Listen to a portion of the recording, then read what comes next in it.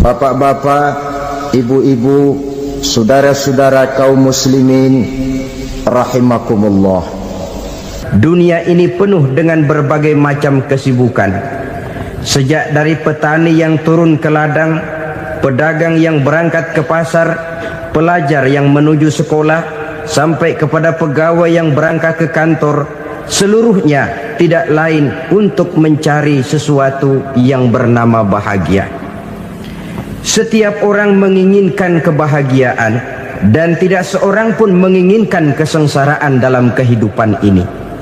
Namun nyatanya tidak setiap orang yang ingin bahagia mengetahui jalan yang harus ditempuhnya untuk sampai kepada kebahagiaan itu.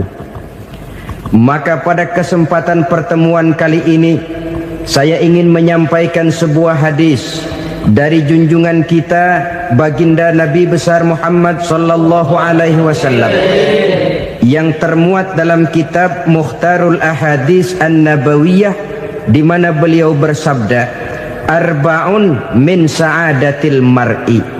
Ada 4 perkara yang merupakan tanda dari orang bahagia.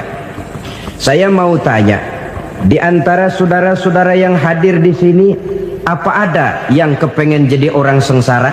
Ya. Seluruhnya tentu ingin mendapatkan kebahagiaan.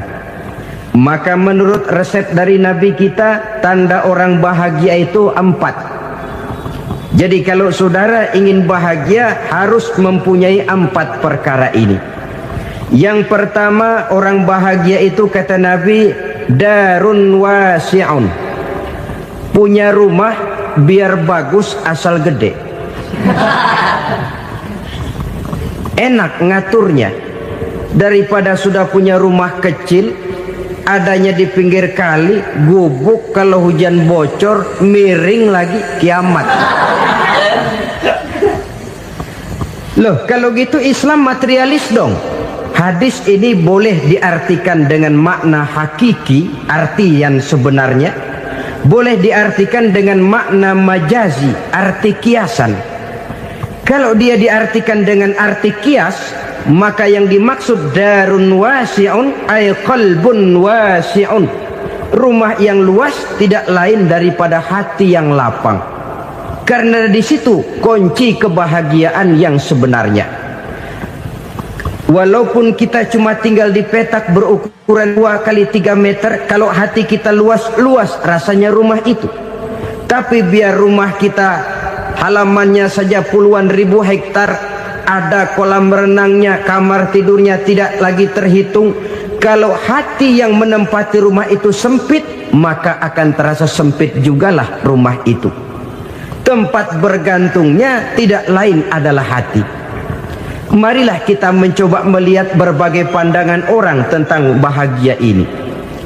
Ada orang menyangka bahwa bahagia itu kalau dia mendapatkan harta yang sebanyak-banyaknya. Siapa yang banyak harta, dialah raja. Apa yang dia mau, seluruhnya bisa dibeli. Keamanannya, dia bisa menyewa petugas. Seluruh fasilitas untuk menyenangkan kehidupannya bisa dibeli. Pendeknya, hartalah segala-galanya dalam kehidupan. Sampai ada pepatah mengatakan, innad darahima fil amakini kulliha taksur rijala mahabatan wa jalala. Sesungguhnya harta, dinar, dirham, uang, di mana-mana selalu bikin hebat orang yang memilikinya. Coba lihat, orang yang punya duit sama yang enggak punya duit, jangan gaya hidupnya, gaya jalannya aja lain. Wahia lisanun liman arada fasahatan, wahia silahun liman arada qitala. Uang adalah senjata yang paling ampuh bagi orang yang mau pergi perang, dan lidah yang paling fasih bagi orang yang mau bicara. Kalau bicara dengan lidah macet, cobalah bicara dengan harta, lancar. Sampai ada pepatah demikian, segalanya bisa diatur dengan harta. Maka di kalangan orang yang berpandangan semacam itu, seluruh kegiatan hidupnya hanya terfokus kepada bagaimana mengumpulkan harta yang sebanyak-banyaknya. tidak peduli halal haram, tidak kenal sore pagi siang dan malam, tidak sempat sujud, jauh dari agama, jauh dari kehidupan yang bersifat ruhaniyah, jauh dari Allah dan sebagainya, sampai dalam Al-Quran dikelompokkan dalam kelompok yang dinamakan lumazah. Allazi jama'a malahu wa 'addadah yahsabu anna malahu akhladah. Mereka mengumpul-ngumpulkan harta sebanyak-banyaknya dan menyangka bahwa harta yang banyak itu dapat mengekalkan hidupnya, mengekalkan kekayaannya, mengekalkan kebahagiaannya. Saudara hadirin yang berbahagia, kalau pandangan hidup ini benar, artinya kalau harta memang merupakan satu-satunya hal yang dapat membuat orang bahagia, tentu di rumah mewah tidak akan pernah ada tangis derita. Tentu di satu tempat di mana fasilitas hidup serba menunjang tidak ada yang namanya penderitaan. Tapi suka dan duka, sedih dan gembira, senyum dan tawa adalah milik setiap orang, baik dia punya harta maupun dia tidak punya harta. Nyatalah bahwa harta semata-mata bukan merupakan jaminan bahwa orang akan bahagia. Walaupun tanpa harta orang sulit untuk bahagia. Saya mau cerita, ada orang super kaya, namanya Aristotle Onesimus, raja tanker Yunani. Dia punya kapal tanker saja konon sampai 11 banyaknya. Punya perusahaan penerbangan yang disebut Olympic Airlines. Punya hotel di berbagai kota besar di dunia ini, sejak dari New York, London, Paris, Rome dan sebagainya. Bahkan punya pulau yang dia namakan Pulau Scorpio. Ini kan namanya sudah kaya nggak tanggung-tanggung, punya pulau. Nah, dia punya 2 orang anak, yang satu laki-laki namanya Alexander, yang satu perempuan namanya Maria Onesimus. Seluruh harapannya tertumpah kepada anak lakinya Alexander ini, yang akan meneruskan usahanya, meneruskan kekayaannya, meneruskan dinastinya. Apa yang terjadi? Ternyata anak yang dia harapkan yang bernama Alexander ini mati muda dalam kecelakaan pada waktu dia olahraga. Apa olahraganya? Namanya olahraga anak orang kaya, golongan jet set. Olahraganya olahraga pesawat terbang. Jatuh, ya nggak kapungut, habis mati. Tinggal satu anak perempuannya, Maria Onesimus. Tapi anak perempuan ini juga malah urakan. Terakhir dia pacaran, bahkan kemudian kawin sama orang Rusia. Rupanya Aristotle Onesimus ini broken. Kekayaannya yang berlimpah ruah, perusahaannya yang begitu banyak, siapa yang akan meneruskan? Siapa yang akan menggantikan? Sampai kemudian dia mengurung diri di Pulau Scorpio dan mati di sana secara mengenaskan. Seorang multi jutawan, seorang yang super kaya, mati menyendiri di pulau sepi. Ibarat kata pepatah, anak ayam mati di lumbung. Bukan kekurangan makanan, keurugan makanan. Begitu kehidupan Aristotle Onesimus. Dan banyak orang-orang yang sudah demikian kaya sampai dibingungkan oleh kekayaannya sendiri.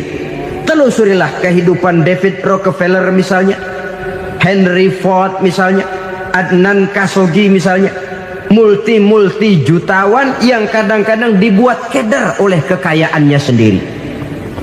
Pantas ketika Imam Ali ditawarkan orang, "Ya Ali, kalau kepadamu disuruh pilih ilmu atau harta, kau pilih mana?" Ya jelas pilih ilmu dong. Kenapa? Pertama, ilmu kalau kita berikan kepada orang lain tambah. Tapi harta kalau kita berikan kepada orang lain kurang. Saudara punya uang 10.000, dibagi orang 5.000, jelas uang saudara berkurang. Tapi saudara punya ilmu, diberikan kepada orang lain bisa, saudara pun makin mantap. Tidak lantas jadi bodoh karena ngajarin orang. Saudara bisa Fatihah lalu mengajarkan orang Fatihah. Orang bisa, saudara pun makin hafal. Tidak lantas setelah diajarin orang ilmunya hilang. Begitu datang dia minta orang, tolong ajarin saya Fatihah, udah habis, nggak ada.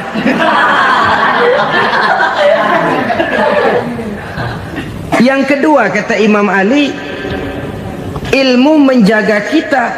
Kalau harta, kita yang harus jaga. Makin banyak ilmu, makin terpelihara diri seharusnya. Tetapi makin banyak harta, makin bingung kita jaganya. Sampai kadang-kadang kalau perlu seluruh keliling rumah dipasangi alarm. Belum cukup disewakan anjing besar-besar, pasang di depan pintu, awas anjing galak. Masih belum cukup juga, cari centeng tukang-tukang kepruk jaga rumah. Masih terasa belum aman, padahal rumahnya dikelilingi tembok besar. Di balik tembok ada pintu-pintunya tebal. Di balik pintu itu terbuka masuk kamar, kamar pun ada pintunya, pintunya pun kuat. Masuk ke dalam kamar ada lemari, lemarinya pun pintunya kuat, dikunci, kuncinya pun kuat. Tapi terhadap seluruhnya yang timbul cuma sekedar was-was saja. Kesimpulannya sekali lagi, tanpa harta orang memang sulit untuk bahagia. Tapi harta semata-mata tidak merupakan jaminan orang akan bahagia. Dengan hati yang luas, itu modal utama untuk mencapai kebahagiaan hidup. Orang yang hatinya luas, saudara-saudara, punya hati yang lapang, melihat kenyataan hidup ini, dia bersyukur senantiasa kepada Allah. Lantas tidak timbul hasud dan iri hatinya. Oleh karena itu jiwanya selalu lapang. Kalau tidak, cupik hati namanya, dangkal pandangan, tidak senang melihat orang lain dapat nikmat, dan itu sering dijadikan contoh. Kalau orang yang lapang dada, dia lihat tetangganya beli TV baru, dia berkata, alhamdulillah ya, tetangga kita beli TV, mudah-mudahan kita bisa ikut nonton. Lapang dadanya. Tapi orang yang sempit hati, lihat tetangga beli televisi, meriang. Enggak diapa-apain, meriang. Besoknya dengar tetangga beli motor, makin sakit, ke rumah sakit. Lalu di rumah sakit dengar tetangganya beli mobil, mati. Disiksa oleh perasaannya sendiri. Orang kalau hati sudah sempit dalam hidup, kemanapun dia pergi, sempit rasanya medan kehidupannya. Kemudian kita melihat juga ada orang yang menilai bahwa bahagia itu katanya kalau punya kedudukan yang tinggi, pangkat yang agung, wibawa yang besar. Mungkin betul, tapi mungkin juga tidak. Bergantung kepada hati orang yang punya pangkat itu. Sama dengan harta tadi. Harta akan membawa bahagia kalau dia jatuh ke tangan orang yang berhati lapang. Tapi harta akan jadi bencana kalau jatuh ke tangan hati orang yang sempit. Pangkat akan membawa bahaya kalau jatuh di tangan hati orang yang sempit. Lebih dari itu, kenyataan mengajarkan kepada kita bahwa ternyata pangkat dan jabatan tidak selamanya memberikan kebahagiaan dalam kehidupan. Bahkan resikonya kelewat besar. Beberapa bukti kita bisa ambil dari para pemimpin dunia yang menjadi korban lantaran pangkat dan jabatan yang disandangnya. Saudara ingat Presiden Abraham Lincoln dan John Kennedy dari Amerika? Dibunuh orang. Park Chung-hee dari Korea Selatan, Ziaur Rahman dari Bangladesh, Anwar Sadat dari Mesir, terakhir Indira Gandhi dari India, menjadi korban dari pangkat dan jabatan yang disandangnya dari orang-orang yang tidak senang dia memegang jabatan itu. Dia akan mudah mengundang bencana. Sehingga pantas kalau seorang presiden terkemuka Amerika, Harry Truman namanya, dia mengatakan jabatan presiden itu, kata dia, seperti orang nunggang macan, naik macan. Harus kita taiki, kalau enggak dia bakal nerekam kita, ngeri katanya. Adapun orang yang hatinya lapang, Kalau dia menerima pangkat dan jabatan, dianggapnya itu satu kesempatan untuk berbuat baik.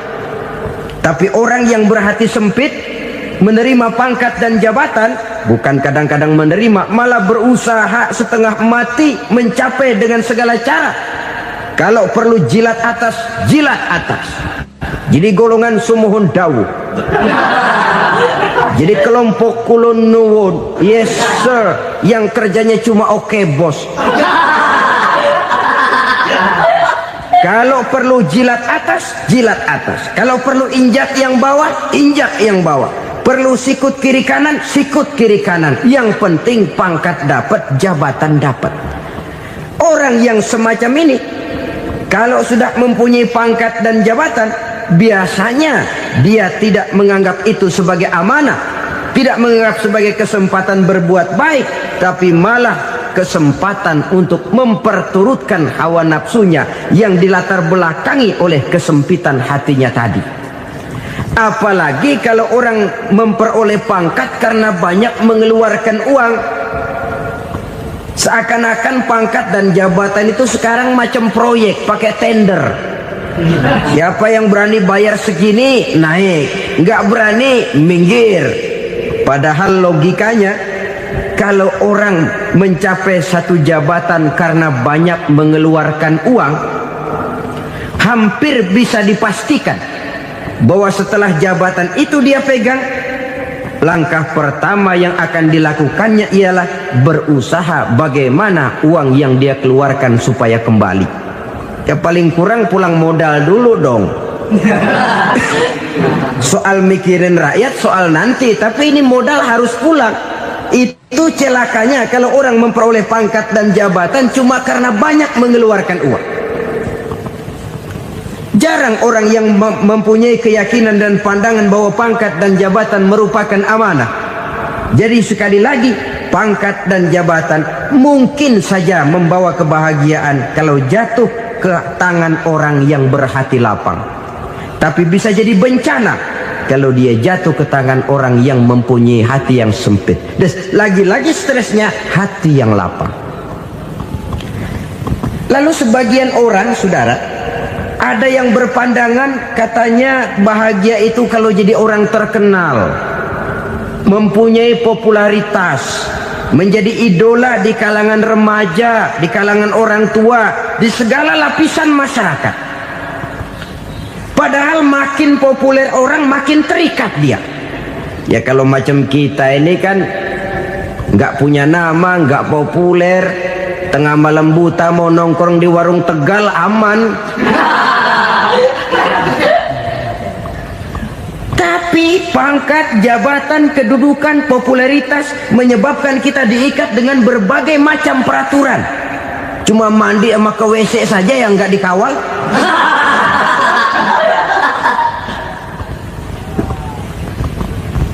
Benarkah popularitas, ketenaran membawa kebahagiaan? Mungkin, ya, tapi mungkin juga tidak. Kenapa? Banyak orang-orang populer yang mengakhiri hidupnya secara tragis. Kita ambil beberapa nama. Di Amerika tahun 60-an ada bintang seksi paling terkenal yang dijuluki sex bomb, bom seksi. Sampai sekarang jadi legenda, namanya Marilyn Monroe. Singkatan doublenya itu inisialnya MM, Marilyn Monroe. Terkenal top sampai dia mati tahun 62, namanya sekarang masih saja dibicarakan orang. Kenapa dia bunuh diri? Tidak punya hartakah dia? Banyak. Kurang populerkah dia? Seluruh dunia mengenalnya. Sejak rakyat kecil sampai pejabat tinggi dia punya hubungan. Kenapa? Jenuh. Dia terlahir dalam keadaan yatim. Setelah itu tidak lama dia berangkat remaja, ibunya meninggal, pindah dari wanita asuh ke wanita asuh sampai 12 orang ibu angkatnya. Dan kekecewaan yang paling parah, setiap laki-laki yang dekat dengannya hanya seperti kapal berlabuh. datang dan pergi silih berganti, padahal dia merindukan seseorang yang bisa melindungi hidupnya. Dia rindukan itu dan dia tidak pernah menemukan. Itu yang akhirnya menyebabkan dia minum pil tidur kelewat dosis, minum obat tidur kebanyakan, ya tidur terus sampai sekarang.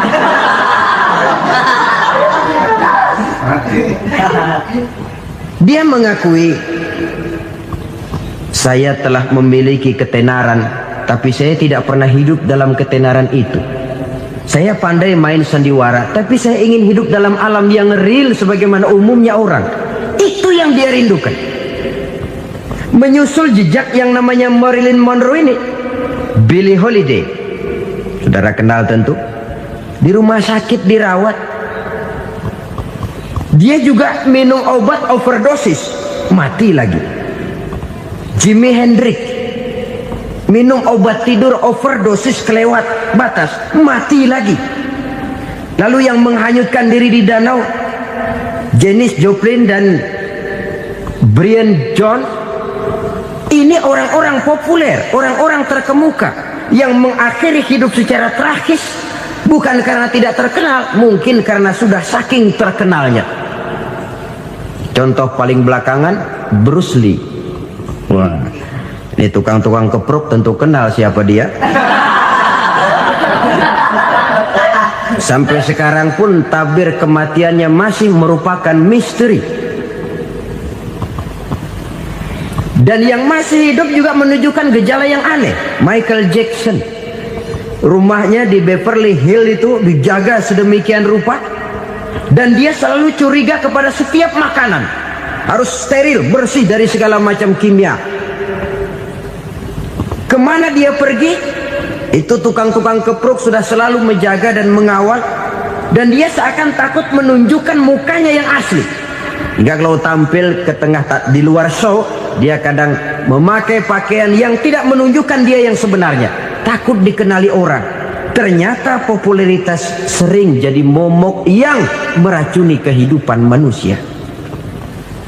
Oleh karena itu, benarlah junjungan kita pada saat beliau mengajarkan orang akan bahagia kalau dia mempunyai hati yang lapang. Nah, sekarang masalahnya untuk mendapatkan hati yang lapang, caranya bagaimana? Kita kembali kepada konsep Quran. Allah mengajarkan, ala inna bidzikrillahi tatmainnul qulub. Ketahuilah bahwa dengan banyak mengingat Allah, hati akan tenang, jiwa akan lapang. Dengan kata lain, dekat dengan agama, merasakan kehadiran Allah dekat dalam hidup. Itu muara pertama untuk mencapai hati yang lapang. Ala inna bizikrillahi tatmainnul qulub. Jangan macam orang sekarang ingin mendapatkan ketenangan lalu tapak di puncak gunung, di gua-gua, di tempat sepi. Iyalah kalau nggak ada ular. Kalau tergigit ular berbisa, ketenangan belum, mati jelas itu. Islam positif untuk mendapatkan ketenangan. Ala inna bizikrillahi tatmainnul qulubi. Bahwa ketahuilah bahwa dengan banyak mengingat Allah, hati akan tenang, jiwa akan lapang, nuansa pikiran akan luas. Karena yang namanya bahagia ada dimanapun manusia berada. Di kampung ada bahagia, di kota ada bahagia.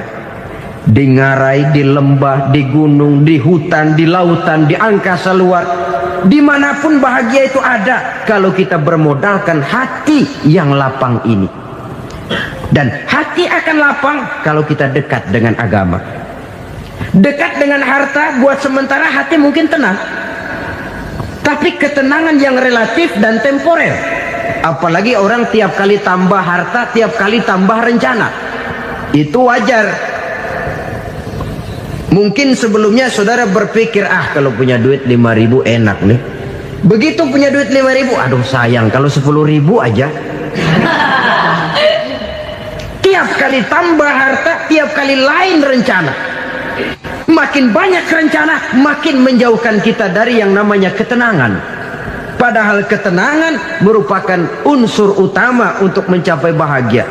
dan ketenangan itu bermuara dalam hati manusia. Tengoklah kehidupan ini. Orang yang banyak harta dengan orang miskin, berbedakah rasa sakit yang mereka tanggungkan? Rasanya tidak. Walaupun si kaya tidur di kasur empuk berselimutkan sutra mahal, sementara si miskin meringkuk di balai bambu yang keras dan kasar. Apabila maut datang, dia juga tidak pernah pilih bulu. Maut datang menjemput si kaya di singgasana keemasannya, dikelilingi oleh para pengasuh, dayang dan inang serta para pengawal. Dan maut pun datang menjemput si miskin papa, sehingga ia tergelepar di tepian jalan. Kedua-duanya bernama mati. Kalau nyata bahwa sakit yang ditanggung si kaya tidak beda dengan sakit yang ditanggung si miskin, bukan harta semata yang membuat orang bahagia. Hati yang tenang, jiwa yang lapang penuh kedamaian karena banyak berzikir dan mengingat Allah, itu merupakan modal utama untuk mencapai sesuatu yang bernama bahagia.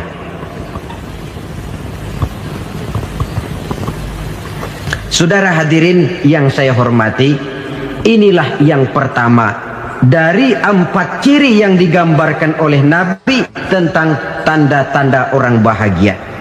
Dan harus berangkat dari yang pertama ini, hati yang lapang. Ini yang harus kita miliki lebih dahulu. Baru nanti akan menyusul kepada poin yang ketiga, kedua, dan selanjutnya. Sebab kalau hati sudah terisi dengan jiwa yang lapang, seluruh persoalan insya Allah akan bisa kita atasi dengan sebagaimana mestinya. Yang kedua sekarang, tanda orang bahagia menurut baginda Nabi, markabun syariah. Orang bahagia itu, kata beliau, punya kendaraan biar cepat asal lancar.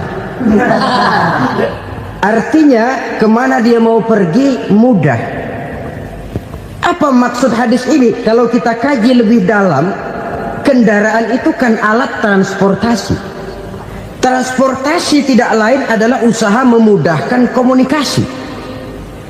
Pindah dari situ kepada teori bahwa manusia adalah zon political, makhluk bermasyarakat yang tidak bisa memenuhi kebutuhan hidupnya secara sendirian. Kita memerlukan keberadaan orang lain dalam kehidupan ini. Untuk memakai baju saja kita sudah perlukan petani yang tanam kapas, pabrik yang memintal kapas jadi benang, pabrik yang menenun benang jadi kain, sampai kepada mesin jahit, sampai kepada tukang jahit. Itu cuma untuk memakai pakaian saja. Tidak seorang pun di antara kita yang sanggup memenuhi kebutuhan hidupnya secara sendiri. Kita perlu orang lain. Maka kebebasan dalam arti mutlak, kebebasan tanpa batas, itu tidak mungkin ada dalam kehidupan. Karena kita mengadakan yang disebut interaksi sosial. Setiap kegiatan kita tentu melibatkan orang lain. Menurut kita barangkali kita bebas jalan di jalan raya semaunya, tapi orang lain berkendaraan pun merasa bahwa ini ada juga jalan haknya, dan begitu selanjutnya. Oleh karena itu, maksud dari kendaraan yang cepat ini adalah khulata'uhu ma'as solihin. Lingkungan pergaulannya terdiri dari orang-orang soleh. Pergaulannya luas. Kemana dia pergi ada temannya. Kesulitannya ada tempat dia cerita. Dan kesulitan kalau sudah diceritakan kepada orang lain, taruh kata orang itu tidak bisa menolong, namun menceritakannya kepada orang yang kita percayai, kan paling kurang sudah mengurangi beban jiwa, mengurangi tanggungan batin, merasa masih ada tempat kita cerita. Maka lebih baik orang awam yang mau bergaul ketimbang orang setengah alim tapi ngunci pintu. Sebab nantinya akan timbul sikap picik, cupik pandangan, dan tidak luas menghadapi kenyataan dalam kehidupan ini. Namun yang harus kita garis bawahi, pergaulan memang mesti luas.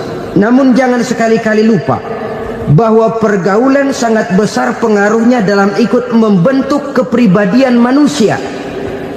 Sehari-hari bisa kita bilang kalau kita dekat sama tukang minyak wangi, sekalipun nggak dibagi minyaknya, baunya tentu dapat. Betul?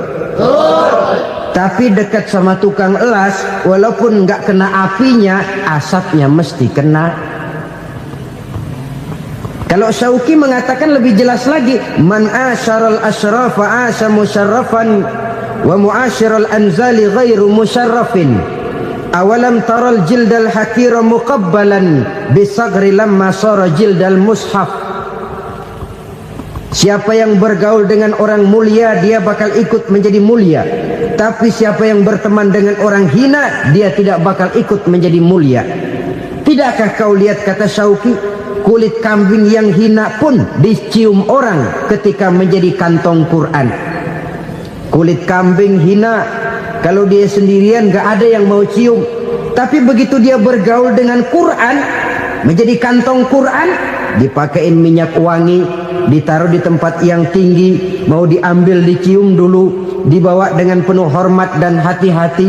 Kulit kambing yang hina lantaran berteman dengan Quran, numpang mujur. Tapi coba lihat kalau kulit kambing berteman dengan kayu, jadi beduk, habis. Zohor dikemplang, asar dipukul. Itu pun sedikit saja, cuma salah milih teman. Yang temannya Quran dihormati orang, yang temannya kayu lantaran jadi beduk, gelap-gelap subuh orang udah kemplangin.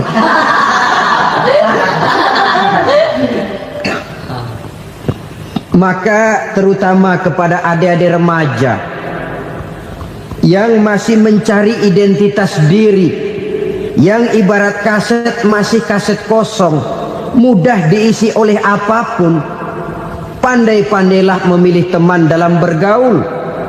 Karena banyak orang yang tadinya baik-baik, ketika terseret dalam pergaulan dengan orang yang tidak baik, kebaikannya menjadi lentur dan luntur.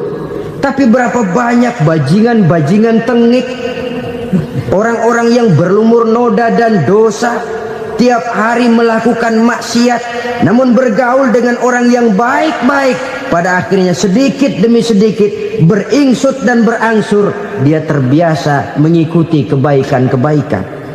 Saya tekankan ini kepada remaja karena mereka masih mencari identitas diri. Apa yang mereka lihat mereka mau, apa yang mereka dengar mereka ingin tahu. Coba lihat kehidupan remaja. Pulang nonton film Rambo, pengen jadi Rambo, gagah, maunya belekai melulu. Pulang nonton film Superman, pengen bisa terbang. Pulang nonton India, nyanyi melulu. Wajar, mereka masih mencari identitas diri. Saya ini sebenarnya siapa? Lingkungan, pergaulan akan membentuk itu. Karena itu pandai-pandailah bergaul, karena ia sangat besar pengaruhnya dalam ikut membentuk kepribadian manusia. Apalagi sifat yang jelek lebih cepat menularnya ketimbang sifat yang baik. Sifat yang baik, watak yang soleh itu lambat sekali untuk menular. Tapi yang tidak baik, kan prosesnya mah kalau remaja biasanya mula-mula dengar. Karena dengar lalu pengen tahu. Karena pengen tahu lalu ngeliatin. Begitu ngeliatin kan pengen nyobain. Setelah nyobain ketagihan. Nah, ini prosesnya. Yang namanya ganja, morfin, narkotik, awalnya kan begitu. Mula-mula dengar, katanya kalau sudah fly to the sky, sudah melayang ke langit, katanya disitulah puncak kebahagiaan. Mulanya cuma dengar. Karena dengar pengen tahu. Karena pengen tahu lalu ngeliat, kumpul sama orang yang suka ngeganja. Setelah ngeliat, nah pengen ngerasain. Begitu ngerasain enak juga, ketagihan. Kalau sudah ketagihan jadi penyakit kronis, bisa merembet kepada yang lain. Iya, kalau orang tuanya mampu untuk beli morfin, beli ganja. Kalau tidak kan pikirannya ngayap, jemuran siapa ya gue sabet. Timbullah perbuatan-perbuatan negatif yang bermula dari salah pergaulan. Apalagi buat adik-adik remaja yang tinggal di kota-kota besar, yang pengaruh budaya, pengaruh kesenian, pengaruh struktur kehidupan yang nampak makin individualistis, di mana persaingan tajam, tensi ekonomi tinggi, orang mudah mengalami stres. Pandai-pandailah dalam bergaul, sekali lagi, karena ia sangat besar pengaruhnya dalam ikut membentuk kepribadian manusia. Orang bahagia punya kendaraan yang cepat, artinya punya pergaulan yang luas, dan lingkungan pergaulannya terdiri dari orang-orang yang soleh. Kemana dia pergi, ada teman. Kesulitannya, ada tempat dia cerita. Tapi kalau sudah menyendiri, hidup sendiri, kesulitan dipikiri sendiri, bisa mati belum waktunya. Tidak ada tempat berbagi rasa, tidak ada tempat bercerita, tidak ada tempat mengurangi beban dalam kehidupan. Pantas betul kalau Islam sangat menggalakkan dan menganjurkan orang kalau sudah sampai waktunya itu untuk melangsungkan nikah. Kata Nabi, ya ma'syaras syabab man istata'a minkumul ba'at falyatazawwaj. Hai para pemuda, kalau sudah mampu memberi nafkah, kawinlah, nikahlah kamu. Kenapa? Sudah ada teman hidup, tempat berbagi rasa. Kesulitan kalau ada tempat cerita akan lebih ringan ketimbang kita telan sendiri, walaupun bobot kesulitannya sama beratnya. Saudara-saudara kaum muslimin rahimakumullah, inilah ciri yang kedua, punya kendaraan biar cepat asal lancar. Kemana kita mau pergi gampang. Dengan kata lain, setelah hati yang luas, pergaulan yang luas. Dua. Yang ketiga sekarang, tanda orang bahagia itu menurut Nabi, misbahun mudhi'un, punya lampu yang terang. Oh, itu enggak problem. Sekarang sudah zamannya listrik masuk desa, Pak. Lampu sudah terang semua. Betul, kalau itu yang dimaksud. Tapi tidak cuma itu. Karena lampu yang dimaksud di sini, lampu yang akan menerangi seluruh perjalanan hidup. Dan perjalanan hidup itu sudah dimulai sejak kita terlahir ke alam ini, sampai masuk ke alam barzah, kumpul di padang mahsyar, sampai ke akhirat. Lampu yang menerangi itu yang diperlukan. Kalau lampu, katakanlah yang paling top sekarang kan lampu jenis Mercury. Taruhlah itu di rumah kita, dia cuma menerangi rumah kita, menerangi hati pun tidak sanggup. Bila kita masuk ke alam barzah, alam kubur, sanggupkah si Mercury yang begitu terang menerangi alam barzah kita? Tidak sanggup lagi. Sanggupkah lampu yang ratusan watt, bahkan puluhan ribu watt menerangi kehidupan di padang mahsyar? Tidak akan sanggup lagi. Kalau demikian, yang dimaksud lampu yang terang di sini apa? Tidak lain amal soleh, kebajikan yang kita lakukan dalam hidup. Itu yang akan jadi lampu penerang. Di dunia nama kita akan terang. Jasad kita boleh hancur terkubur tanah, tapi nama kita akan dikenang orang. Begitulah kalau orang meninggalkan kebajikan dalam hidup seperti sekarang. Ribuan orang tiap saat berziarah ke kubur Imam Syafi'i, ke kubur Imam Malik, ke kubur Imam Ghazali, ke kubur orang yang baik-baik, orang yang soleh-soleh. Kebajikannya yang ditinggalkan, yang mengukir namanya dengan tinta emas. Sehingga saudara sudah terbaring di alam kubur, orang lewat, Allah, ini kuburannya Fulan bin Fulan, dulu ini kebaikannya Masya Allah, saya ikut merasakan. Mari kita mampir sebentar, kita Fatihah. Mohon disampaikan Allah pahalanya kepada almarhum. Al-Fatihah. Itu kalau orang baik-baik. Lalu saudara tanya, Pak, orang mati dikirimin Fatihah apa nyampe pahalanya? Saya jawab, kalau saudara nggak percaya, mati dulu dah. Nanti saya Fatihain, tungguin di sana. Umpama nggak sampai, balik lagi kemari. Sekarang ini kan maunya otak-otakan saja. Kalau nggak masuk otak, nggak percaya. Padahal alam gaib itu nggak bisa diotak-otakin. Sama saja dengan saudara pernah dengar cerita kapal Tampo Mas tenggelam tak? Pernah nggak? Di mana? Masalembo. Di laut Masalembo. Begitu ke Tampo Mas tenggelam, ratusan penumpang itu terjun ke laut, dipermainkan gelombang, berjuang menghadapi maut itu. Orang lagi timbul tenggelam di lautan, dihantam ombak, kita tengokin pakai helikopter. Pak, lagi timbul tenggelam ya? Iya, tolongin. Jangan khawatir Pak, nih saya kirim intan Pak, harganya 10 juta. Kira-kira orang yang timbul tenggelam di laut seneng nggak? Tidak. Kan mahal toh intan 10 juta. Kenapa dia nggak senang? Karena intan 10 juta dalam kondisi seperti itu tidak sanggup menyelamatkan dia.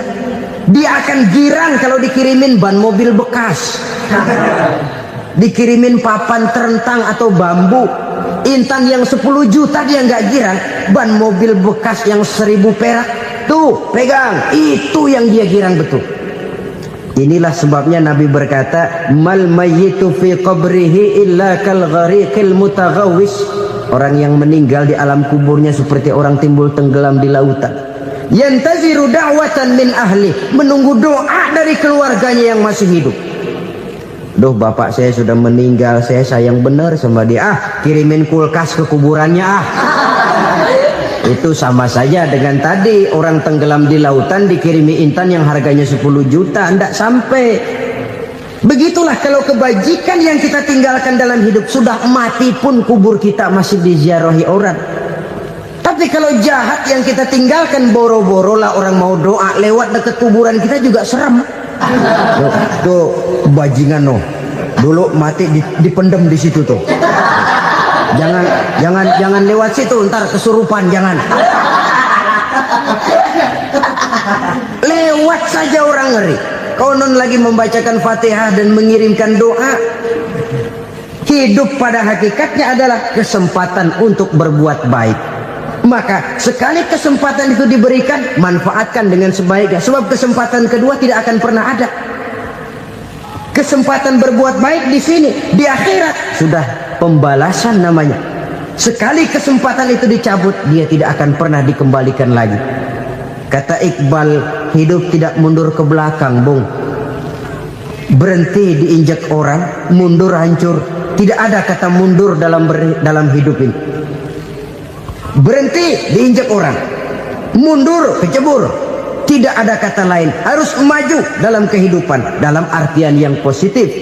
Hidup adalah kesempatan untuk mengumpulkan kebajikan yang sebanyak-banyaknya. Di situ nilai daripada manusia. Sekarang ini memang nggak kelihatan kok, orang yang banyak pahala sama yang banyak dosa nggak kelihatan kok. Barangkali kalau habis bikin dosa palanya pada benjol, mungkin orang takut sama dosa. Tapi sekarang sama saja, orang yang banyak dosa dengan yang nggak banyak dosa jalan bareng dari belakang, sama, nggak kelihatan beda. Tapi ada waktunya di mana pahala memegang peranan, di mana dosa diperlihatkan. Sama saja kalau kita bawa mobil siang, lampu kan nggak begitu berfungsi. Apa lalu bilang, alah ini lampu berat-beratin, copot-copotin aja dah. Tidak perlu begitu. Kenapa? Pada suatu saat malam senja akan datang. Bila matahari terbenam, senja pun datang, gelap mulai merayap, disitulah baru terasa perlunya lampu. Pahala begitu. Sekarang orang yang nggak ada pahalanya nggak kelihatan dalam kehidupan.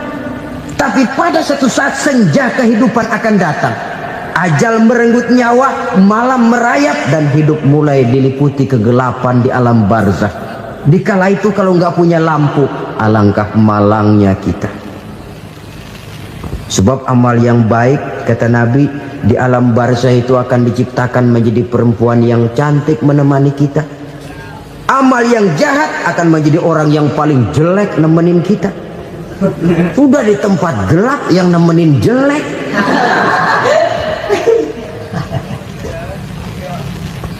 Kaum muslimin rahimakumullah.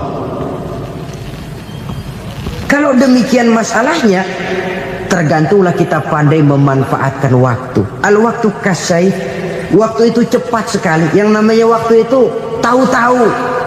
Tahu-tahu udah tahun 87. Tahu-tahu udah begitu. Tahu-tahu yang kemarin anak-anak, sekarang udah pada punya anak. Tahu-tahu saja itu. Begitu cepat waktu berlalu. kalau tidaklah pandai kita memanfaatkannya, akan rugi kita. Nabi bersabda, man kana yaumuhu khairun min amsihi fahuwa rabih. Barang siapa yang hari ini lebih baik daripada hari kemarin, itu orang untung. Hari ini lebih baik daripada kemarin, bulan ini lebih baik dari bulan kemarin, tahun ini lebih baik dari tahun kemarin, itu orang yang beruntung. Tahun kemarin sembayangnya maghrib doang, sekarang udah tambah isya. Tahun kemarin cuman Idul Fitri aja ngancem bener, sekarang udah tambah Jumat, lalu tambah lagi maghrib, tambah lagi isya, dan selanjutnya. Hari ini lebih baik daripada kemarin, itu orang yang beruntung. Wa man kana yaumuhu mislu amsihi fahuwa khasir. Lalu barang siapa yang hari ini sama saja dengan hari kemarin, itu orang rugi. Hari ini sama dengan kemarin, rugi itu. Bulan ini begitu, bulan kemarin begitu, tahun ini begitu, tahun lalu juga begitu. Rugi itu orang. Rugi apa? Rugi umur. Umur tambah, amalan gak pernah tambah. Dan saya pikir lebih merupakan azab ketimbang nikmat kalau orang dikasih panjang umur cuma untuk numpuk dosa. Mending mana? Panjang umur banyak dosa sama pendek umur dikit dosa? Mending mana? Mending mana? Ya, paling mending tentu panjang umur banyak pahala. Tapi kalau tidak, sekali lagi, lebih merupakan azab ketimbang nikmat kalau orang diberikan panjang umur tapi cuma untuk sekedar menumpuk dosa.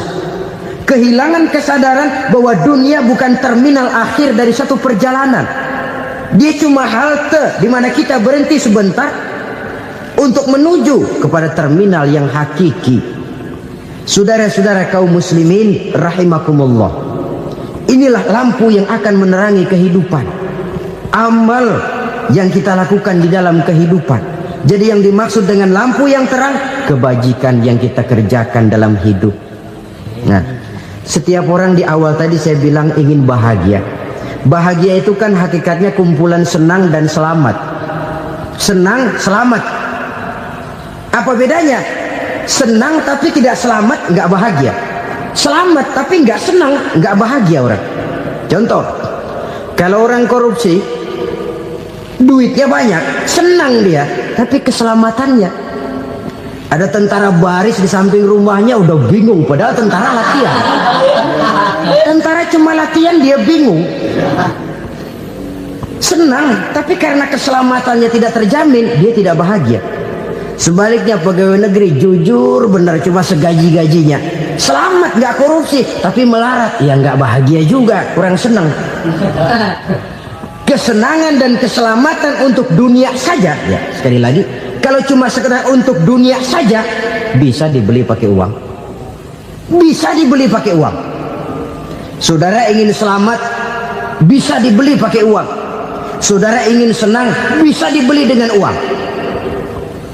Tapi setelah mati, masuk ke alam barzah, habis kekuasaan uang. Nggak bisa lagi beli keselamatan pakai uang. Tidak mungkin lagi membeli kesenangan dengan uang. Di situ pahala yang megang peranan. Makin banyak pahala, makin banyak saham untuk membeli kesenangan dan keselamatan, untuk memperoleh yang namanya bahagia. Dan jangan lupa loh, di alam barzah kita nggak sebentar, menunggu datangnya kiamat. Loh iya, kalau kita begitu dikuburin terus kiamat datang, untung.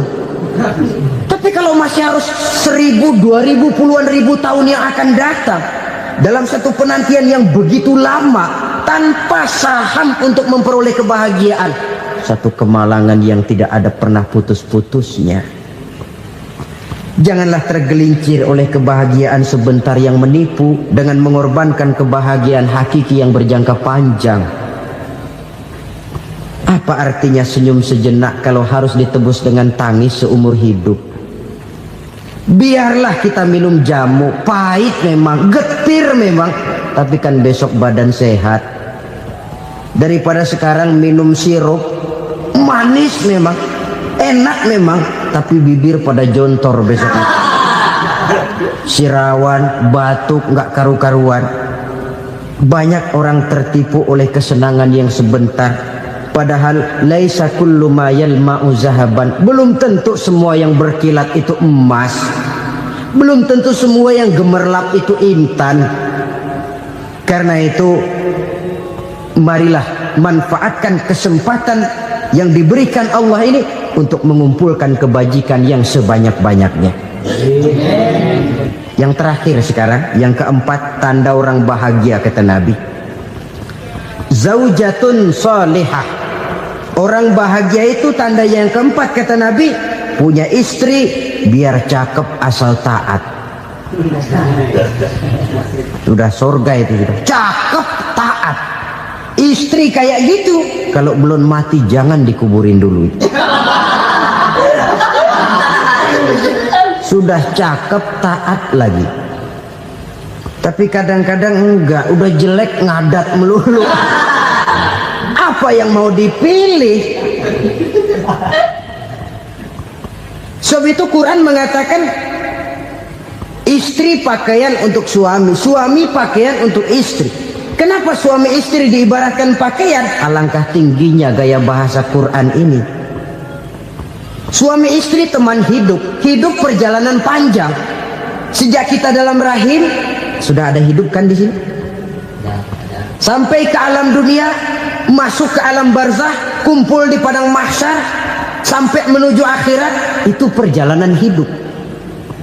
Carilah istri atau suami teman hidup yang membawa manfaat tidak hanya kehidupan di dunia ini, sampai di alam barzah, sampai di padang mahsyar. Suaminya mungkin meninggal lebih dulu atau istrinya mungkin meninggal lebih dulu, tapi suami atau istri yang masih hidup berbuat kebajikan. Suami saya meninggal, ada hartanya, saya sedekahkan, niat pahala untuk almarhum suami saya. Ini teman hidup, tidak dibatasi dan tidak bisa dipisahkan oleh maut sekalipun. Zohirnya mungkin pisah, badannya mungkin pisah, tapi hatinya, jiwanya, kebersamaannya dalam menghadapi kehidupan. Karena itu saudara-saudara, bahasa Quran indah. Suami istri diibaratkan seperti pakaian. Apa fungsi pakaian? Pertama, pakaian jadi kebanggaan. Artinya suami harus menjadi kebanggaan istri, istri harus jadi kebanggaan suami.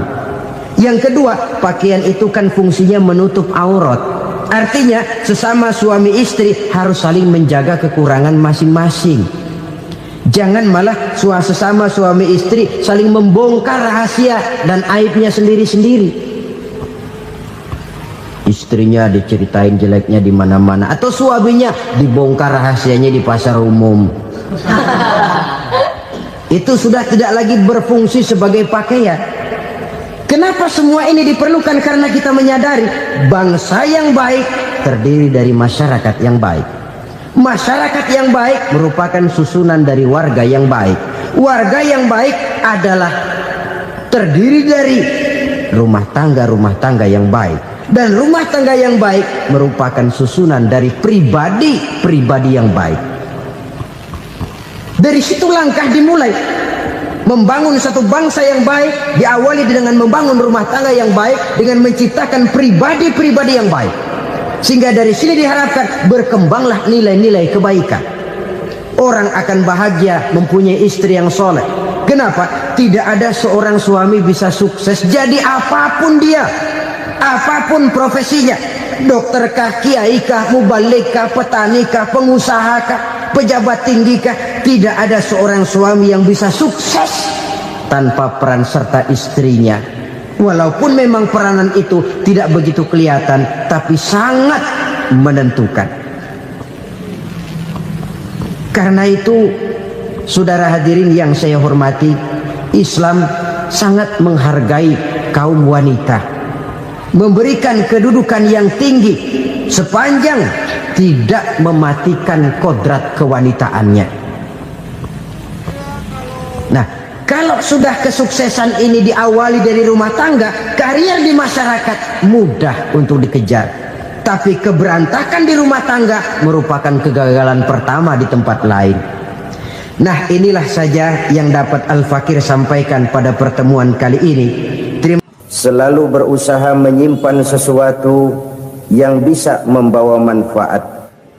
baik untuk dirinya, untuk anak cucunya, maupun untuk keluarganya, untuk masa kini dan masa depannya.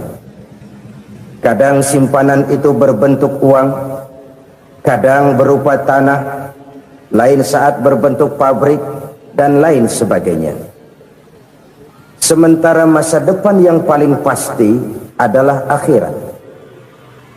Jika untuk masa depan dunia kita rela memeras keringat, membanting tulang, pergi pagi dan pulang petang, menyimpan uang, menyimpan tanah, menyimpan pabrik, pernahkah kita merenung jika satu saat kiamat datang, kita dibangkitkan dari kubur masing-masing, berdiri di padang mahsyar untuk mempertanggungjawabkan seluruh kegiatan hidup kita di dunia ini, lalu kita akan menuju ke alam akhirat. Sudahkah kita mempunyai simpanan untuk akhirat kita? Pada pertemuan kali ini saya ingin menyampaikan sebuah hadis di mana Rasulullah sallallahu alaihi wasallam bersabda, arba'un min kanzil jannah. Simpanan sorga ada 4 macam. Yang pertama, ikhfa'us sadaqah, menyembunyikan sedekah. Saudara-saudara kaum muslimin, sebagaimana yang kita maklum bahwa Allah Subhanahu wa taala melebihkan sebagian rezeki dari kita terhadap yang lain. Ada yang kaya, ada yang setengah kaya, ada yang miskin, ada yang setengah miskin, dan selanjutnya. Ada yang gajinya kecil tapi penghasilannya gede. Ada yang penghasilannya gede tapi nggak punya gaji. Ada juga yang memang gajinya gede dan penghasilannya gede. Kelebihan rezeki merupakan sunnatullah dan tidak harus membuat kita merasa lebih dari yang lain. Bahkan sebaliknya, kelebihan itu harus membuat kita ringan tangan untuk menolong mereka yang memang memerlukan pertolongan. Kalau saudara diberikan ilmu, maka pertanyaan akhirat cuma satu: ilmumu kau amalkan untuk apa? Kalau saudara diberikan umur yang panjang, pengadilan akhirat juga bertanya satu: umurmu kau habiskan di mana? Tapi kalau saudara diberikan harta, pengadilan akhirat akan bertanya 2: hartamu kau dapat dari mana? Kau belanjakan kemana? Dari mananya ditanya dan kemananya juga ditanya.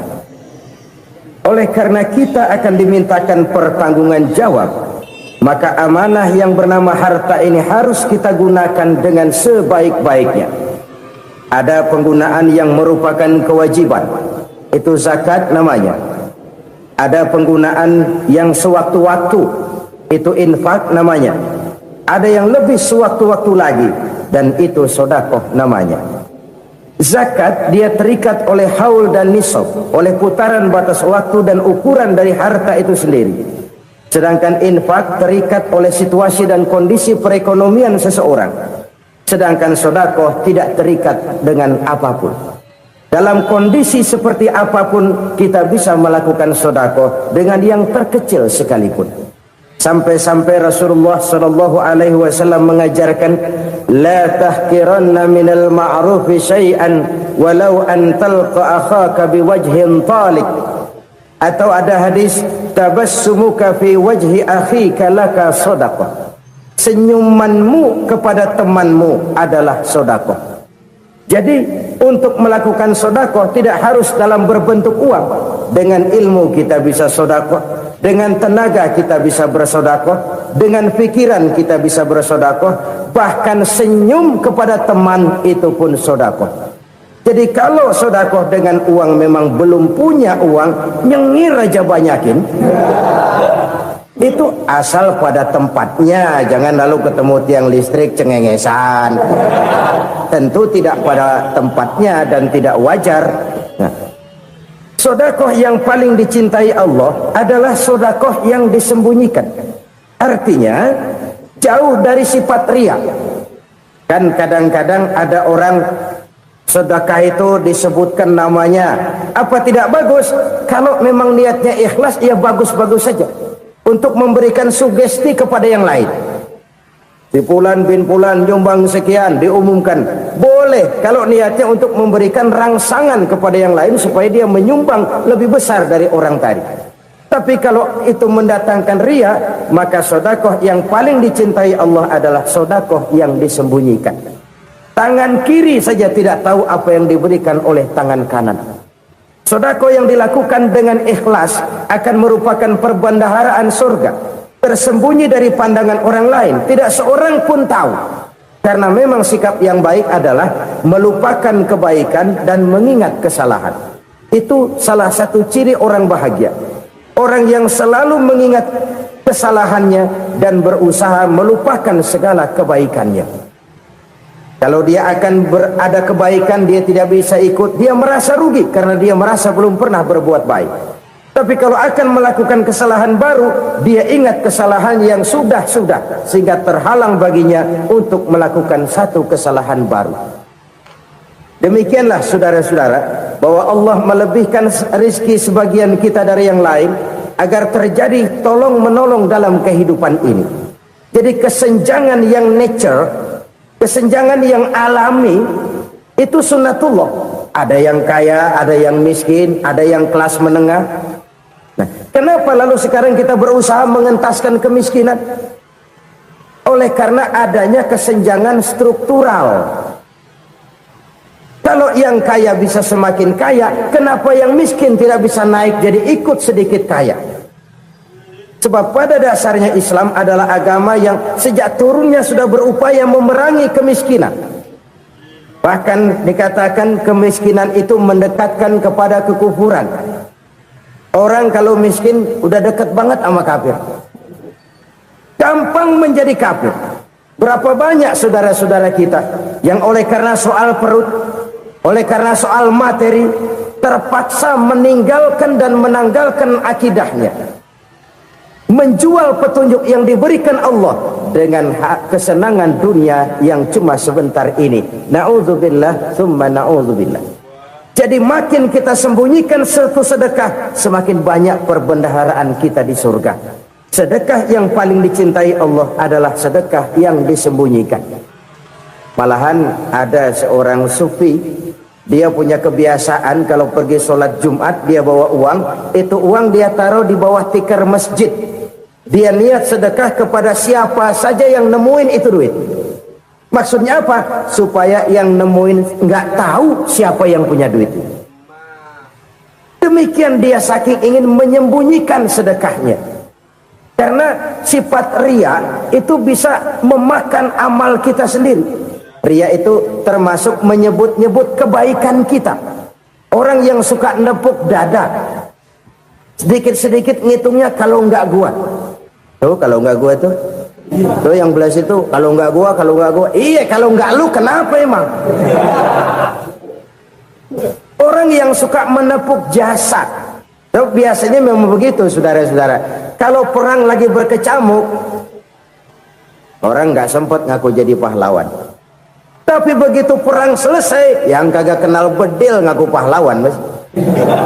Itu sesuatu yang biasa. Oleh karenanya, orang-orang yang ikhlas dalam bersedekah, disembunyikannya sedekah itu, Allah cinta betul. Malahan ada hadis memberikan jaminan, inna sedaqatal mar'il muslimi tazidu fil umri wa tadfa'u mitatas su'i. Sesungguhnya sedekahnya seorang mukmin tazidu fil umri, bisa menambah umur panjang, wa tadfa'u mitatas su'i, dan menyelamatkan manusia dari mati secara su'ul khatimah. Jadi siapa yang kepengen panjang umur, banyaklah sedekah. Yang bosan hidup, pelit terus. Sedekah menambah panjang umur dan menyelamatkan manusia dari mati secara su'ul khatimah. Pak, katanya umur itu nggak bisa ditambah, nggak bisa dikurangin. Kapan? Kalau ajal sudah datang. Fa idza jaa ajaluhum la yastakhiruna sa'atan wa la yastakdimun. Kalau ajal datang tidak bisa dimajukan, tidak bisa dimundurkan. Itu kalau ajal sudah datang. Tidak bisa lagi umur ditambah dikurangi, sudah datang. Tapi kalau belum datang, itu kan haknya Allah. Mau ditambah, mau dikurangi, hak prerogatif Allah. Sebagai pencipta manusia, Allah maha kuasa dan maha mampu.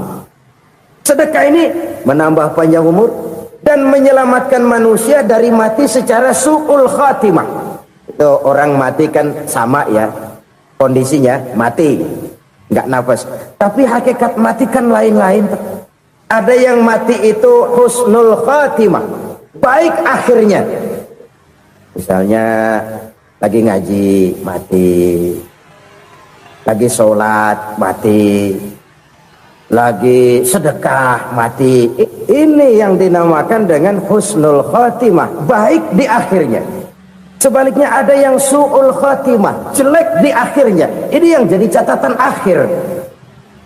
Lagi nyekek botol, mampus. Lagi banting kartu, modar. Su'ul khatimah, jelek pada akhirnya. Sedekah menyelamatkan manusia dari mati secara su'ul khatimah. Dan kita semua kepengen mendapat husnul khatimah, jauh dari su'ul khatimah. Oleh sebab itu yang bisa menyelamatkan kita dari penyakit itu antara lain adalah sedekah yang disembunyikan, yang dikerjakan dengan ikhlas karena Allah, tidak karena kepengen dipuji orang, tidak karena ingin dikatakan orang pemurah. Sebab orang dermawan itu orang yang memberi tanpa harus diminta. Kalau masih harus diminta, ya belum dermawan namanya, masih harus diminta. Kalau nggak diminta ya tulus, lolos, polos. Saudara-saudara kaum muslimin rahimakumullah, harta adalah amanat dan akan kita pertanggungjawabkan. Allah melebihkan rizki sebagian kita dari yang lain agar kita saling tolong menolong, bantu membantu. Nabi janjikan siapa yang meringankan beban saudaranya muslim di dunia, Allah akan meringankan bebannya di akhirat nanti. Sebuah jaminan dari baginda Nabi. Si orang yang kita bantu barangkali tidak bisa membalas, Allah yang akan membalas lewat jalan lain yang tidak pernah kita sangka-sangka. Ada orang tanya, Pak, ini ada orang nyumbang masjid sambil marah-marah, bagaimana? Saya bilang sumbangannya aja ambil, marahnya jangan. Marahnya jangan diambil, itu urusan dia. Saudara-saudara kaum muslimin rahimakumullah, umat Islam ini kan umat yang punya potensi besar. Kadang kita merenung, kenapa kadang-kadang pembangunan masjid kok lambat sekali? Kalau hotel hari ini peletakan pertama, bulan depan peresmian. Supermarket hari ini peletakan batu pertama, minggu depan peresmian. Tapi kalau sudah yang namanya masjid, kadang-kadang peletakan batu pertama sekaligus jadi batu terakhir. 3 tahun, 4 tahun, campur nebar jalak di jalanan, duit dijaring kayak ikan sepat. Apa tidak ada orang Islam yang kaya? Banyak. Apa tidak ada pengusaha muslim yang jadi konglomerat? Ada. Lalu yang belum banyak itu yang komit terhadap nilai-nilai agamanya. Akhirnya kita jatuh jadi umat yang lemah. Belum ada pengusaha konglomerat muslim buka pabrik super mie cap beduk misalnya umpamanya atau pabrik kecap cap sorban supaya identitas keislamannya sedikit kelihatan. Kita jatuh jadi umat yang lemah karena potensi tidak terinventarisir dengan baik. Kita ini ibarat kompor yang cuma matengin nasi orang lain. Potensi kita dimanfaatkan oleh orang lain. Ukhuwah Islamiyah kita baru terbatas kepada silaturahmi. Ukhuwah di bidang ekonomi kita lemah, ukhuwah di bidang kebudayaan kita lemah, apalagi ukhuwah di bidang politik kita lebih rapuh lagi. Padahal ukhuwah itu adalah totalitas kehidupan manusia, menyangkut ipolek sosbud, memerlukan nilai-nilai ukhuwah. Jadi oleh karena itu mari kita menyadari di dalam harta kita, walaupun kita yang cari pergi pagi pulang sore peras keringat banting tulang, di sana ada harta anak yatim, di sana ada hak masjid, di sana ada hak pesantren, Di sana ada hak jihad. Berbahagialah seseorang apabila dia oleh Allah dijadikan keran. Keran itu menyimpan air, tapi tidak untuk dirinya, tapi disalurkannya kepada mereka yang memang memerlukannya. Saudara-saudara kaum muslimin rahimakumullah, ini yang pertama. Jadi perbendaharaan surga adalah menyembunyikan sedekah. Orang lain nggak tahu, kita pun nggak pernah ngitung-ngitung. Kita anggap lewat begitu saja, padahal itu deposit akhirat. Satu. Yang kedua, perbendaharaan surga itu apa? Wa kitmanul musibah, menyembunyikan kesulitan. Kadang orang takut menghadapi kesulitan, tapi makin kita merenung, hidup ini kan sebenarnya urusan. Takut sama urusan, ya jangan hidup. Tandanya orang hidup itu kalau punya urusan. Urusan melupakan problem. Problem sering menimbulkan kesulitan. Kesulitan bukan untuk ditakuti, tapi untuk diatasi dan dicarikan jalan keluarnya. Siapa sih orangnya yang nggak pernah sulit-sulit? Makin tinggi status sosialnya, makin gede urusannya.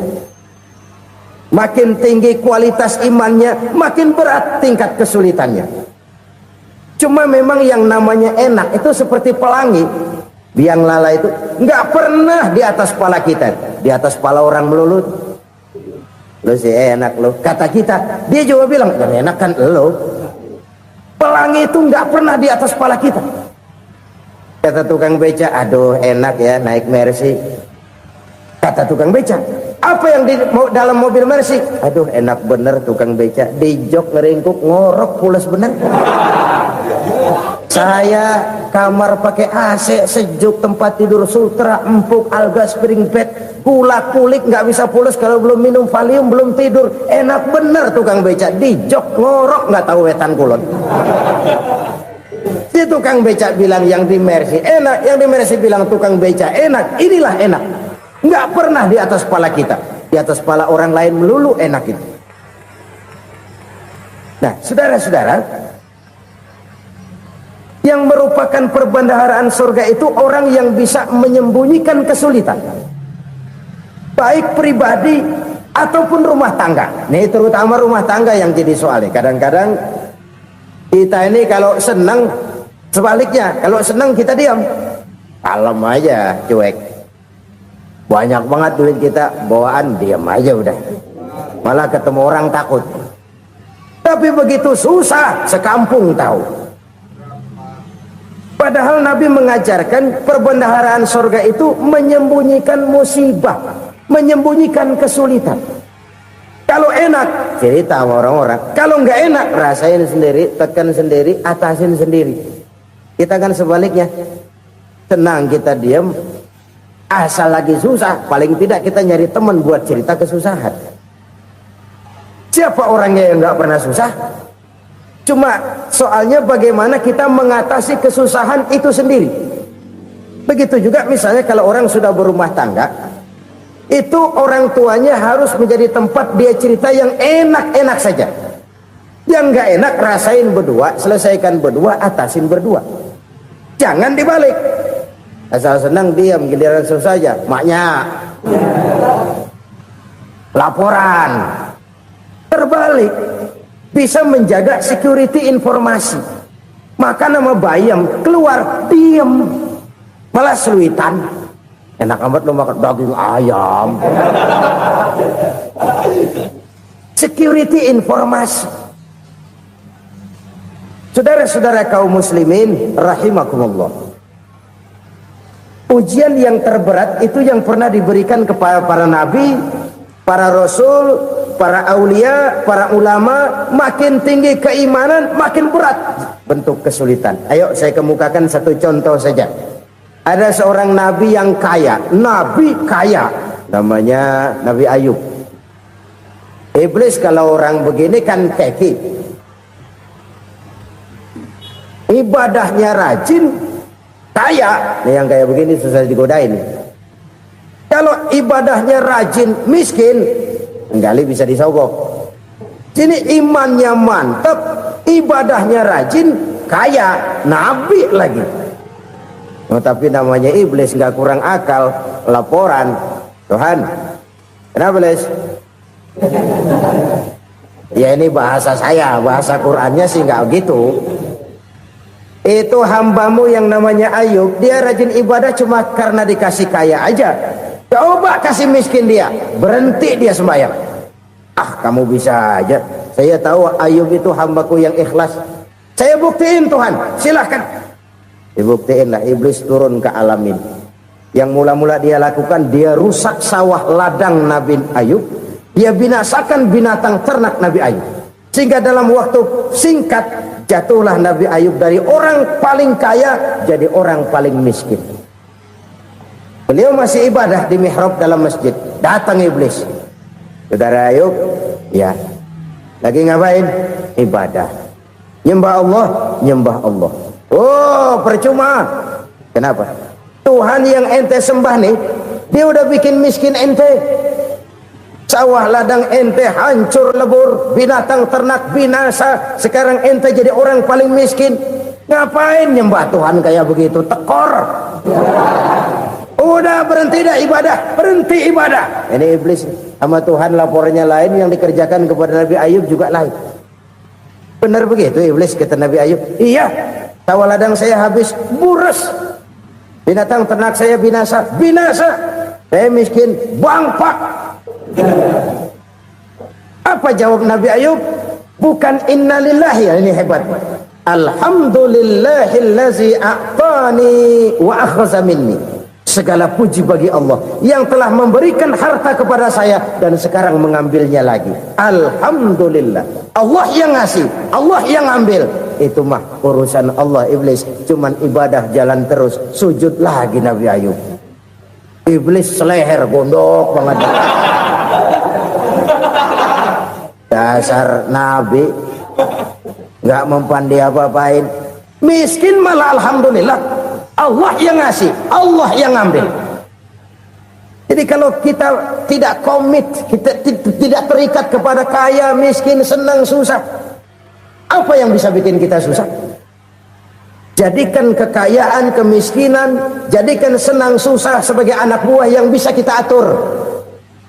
Jangan kekayaan ngatur kita, jangan kemiskinan ngatur kita. Kita yang harus mengatur mereka. Senang susah, kaya, miskin, bahagia, sengsara, jadikan itu anak buah yang bisa kita atur. Kalau sekarang kita kaya, lain saat boleh jadi kita miskin, semiskin-miskinnya. Allah yang ngasih, Allah yang ambil. Tenaga mana yang bisa menghalangi? Ibadah jalan terus. Iblis makin gondok. Dasar Nabi loh. Akhirnya apa? Nabi Ayub dikerjain, diberikan penyakit.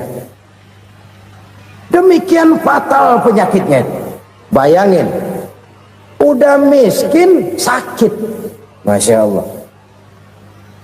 Miskin sakit. Sakitnya nggak lama, kira-kira 16 tahun. Istrinya 3, 2 mental minta ceraiin. Ngerawatin laki bengek begini. Senang belum tentu, susah udah pasti nih. Cerai aja, cerai dah. Cerai. Tinggal satu Siti Rahmah yang setia menemani beliau. Sesetia-setianya hati perempuan. Satu saat Siti Rahmah bilang, "Bang, iya, abang kan Nabi, Bang. Lalu, namanya Nabi kan doanya jarang meleset, Bang. Maksud kamu minta kenapa sih sama Tuhan biar abang sembuh baik dah, Bang?" Siti Rahmah, iya. Saya sakit berapa tahun sih dah? 16 tahun, Bang. Sebelum ini saya sehat berapa tahun? Ya kira-kira 60 tahun, Bang. Nah, coba ente banding-bandingin, Rahmah. Saya dikasih sehat 60 tahun, dikasih sakit 16 tahun. Sudah nggak sabar mau doa kepada Allah minta sembuh. Saya malu kepada Allah. Diuji dengan yang luar biasa seperti ini, tidak mengganggu stabilitas kehambaannya. Dia tetap menghamba kepada Allah Subhanahu wa ta'ala. Saudara-saudara kaum muslimin rahimakumullah. Kunci menghadapi kesulitan itu apa? Allah jelaskan dalam satu ayat, wa basyiris sabirin alladzina iza asabathum musibah qalu inna lillahi wa inna ilaihi raji'un. Gembirakan orang-orang yang sabar. Siapa mereka itu? yang apabila mendapat musibah mereka kembali kepada keyakinan dasar segalanya dari Allah dan segalanya akan kembali kepada Allah. Ini konsepsi dasar dari sikap muslim dalam menghadapi berbagai kesulitan. Segalanya dari Allah, segalanya akan kembali kepada Allah. Kalau ini sudah kondisi dasarnya, maka kita akan lapang menghadapi kenyataan bagaimanapun pahitnya. Apakah itu namanya miskin, apakah itu namanya sakit, bahkan maut sekalipun. Maut sekalipun. Segalanya dari Allah, segalanya akan kembali kepada Allah. Ini sikap hidup, bukan sekedar ucapan. Kita kadang-kadang menjadikannya sebagai ucapan. Mulutnya sih nggak berhenti, innalillahi wa inna ilaihi rajiun, tapi nangisnya terus gerung-gerungan. Bukan itu, ini kesadaran moral. Kalau segalanya dari Allah, segalanya kembali kepada Allah, kan sebenarnya cuma nunggu giliran. Hari ini saya nyembayangin dia, entah hari apa saya disembayangin orang. Hari ini saya antar dia ke kubur, entah hari apa orang nganterin saya ke kubur. Hari ini saya tahlilkan dia, entah nanti kapan orang tahlilkan saya. Segalanya dari Allah, segalanya akan kembali juga kepada Allah. Oleh sebab itu saudara-saudara, kesulitan bukan untuk ditakuti. Kesulitan justru untuk diatasi, dicarikan jalan keluarnya. Dan tidak ada orang yang tidak pernah mendapat kesulitan. Tidak ada.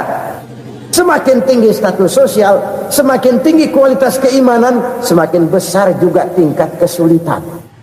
Hanya saja bagaimana cara kita mengatasinya. Dan Al-Quran menyatakan inna ma'al usri yusra. Di balik kesulitan itu pasti ada kemudahan. Roda itu berputar. Karena itu Rasulullah sallallahu alaihi wasallam mengingatkan kepada kita, ta'arraf ilallahi fir raha ya'rifka fis syiddah. Ingatlah kepada Allah di waktu kamu senang, supaya Allah ingat kepada kamu di waktu kamu susah. Kalau waktu senang kita ingat kepada Allah, kita susah, Allah tidak akan meninggalkan kita. Tapi kalau waktu senang kita jauh dari Allah, sujud tidak sempat, dengan masjid jauh, ketika senang kita lupakan Allah, nanti begitu kita susah, Allah lupakan kita, dan itu menyakitkan. Oleh karena itu orang-orang tua kita dulu bilang, kalau lagi sehat ingat-ingat lu bakal sakit nanti. Kalau lagi kaya ingat-ingat satu saat kita bakal jatuh miskin. Bahkan kalau lagi muda ingat-ingat kita bakal tua. Dan yang terpenting kalau lagi hidup ingat-ingat kita bakal mati. Saudara-saudara kaum muslimin rahimakumullah. Jadi yang kedua yang merupakan perbendaharaan surga, menyembunyikan musibah. Saudara-saudara kaum muslimin rahimakumullah. Hal ketiga yang merupakan perbendaharaan surga adalah wasilatur rahmi. Orang yang suka bersilaturahmi. Sebagaimana yang kita maklum bahwa manusia adalah makhluk yang disebut zon politika. Makhluk sosial yang tidak mungkin hidup sendiri-sendiri. Betapa dan siapapun kita memerlukan orang lain. Bodoh betul manusia kalau tinggal di tengah masyarakat tapi tidak mau bermasyarakat. Merasa hebat sendiri, pintar sendiri, gagah sendiri, kaya sendiri. Mungkin kalau mati juga ngubur sendiri. Jangankan kita di sini, di sorga saja Nabi Adam waktu sendirian bengong melulu, mondar mandir. Allah tegur dam sepi dam. Ya ini kalau bahasa saya. Iya Tuhan sepi ini nggak ada coret-corekan pisan ini. Diciptakan Siti Hawa baru anteng Nabi Adam. Itu di surga. Cobalah. Umpamanya saudara tinggal di Jakarta nih. Kaya bener. Apaan aja di Jakarta punya saudara dah. Jembatan Semanggi ambil. Monas buntel bawa pulang. Hotel-hotel ambil semua. Cuman tinggal di Jakarta sendirian, apa enaknya? Betapa dan siapapun kita perlu orang lain. Tidak ada seorang pun yang bisa memenuhi kebutuhan hidupnya secara sendiri-sendiri. Nah, Islam telah menyelamatkan manusia dari ras diskriminasi, mengikat manusia dengan persaudaraan yang berlandaskan kepada akidah. Karena itu dianjurkan bersilaturahmi. Bahkan Nabi menyatakan, man arada ayyubsata lahu fi rizqihi wa yunsa'a fi atharihi falyasil rahimah. Siapa yang kepengen diluaskan rezekinya dan dipanjangkan usianya, banyaklah ia bersilaturahmi. Siapa yang kepengen dimudahkan rezekinya, hendaknya ia banyak bersilaturahmi. Kalau banyak teman, kesulitan kan paling tidak ada tempat cerita. Udah susah sendirian, kita pikirin diri, nggak ada tempat tukar pikiran. Cepet banget sama bengek. Dilawan sendiri. Nah, secara makro kita bisa berkata, tidak mungkin ada kemenangan kalau tidak ada kekuatan. Tidak ada kekuatan kalau tidak ada kesatuan dan persatuan. Tidak mungkin ada kesatuan dan persatuan tanpa semangat silaturahmi. Kalau umat Islam mau menang, dia harus kuat. Kalau umat Islam mau kuat, dia harus bersatu. Kalau umat Islam mau bersatu, dia harus membudayakan silaturahmi ini. Bahkan sampai-sampai kata Nabi, kalau bisa cari nilai tambah. Apa? Silman koto'at. Bersilaturahmilah kau kepada orang yang marah denganmu. Masya Allah, indahnya ajaran agama kita. Orang yang marah pun kepada kita, kata Nabi, kalau bisa bersilaturahmilah kepadanya, kepada orang yang marah itu. Di situ nilai tambah. Cuman jujur nih hadis, ngucapinnya gampang, ngamalinnya yang berat banget. Orang marah sama kita, kita disuruh silaturahmi, ada apa sama lu? Lu marah, ada gua marahan lagi, tunggu pikirin. Saudara-saudara kaum muslimin rahimakumullah. Tapi ini yang diajarkan, bahkan ini yang dicontohkan oleh baginda Rasul. Bagaimana begitu mudah, misalnya satu saat Abu Jahal ini ngatur strategi bagaimana bikin Muhammad celaka. Dia gali lubang di depan tempat tidurnya. Dia tutupin daun korma. Terus dia panggil seseorang, ke sini.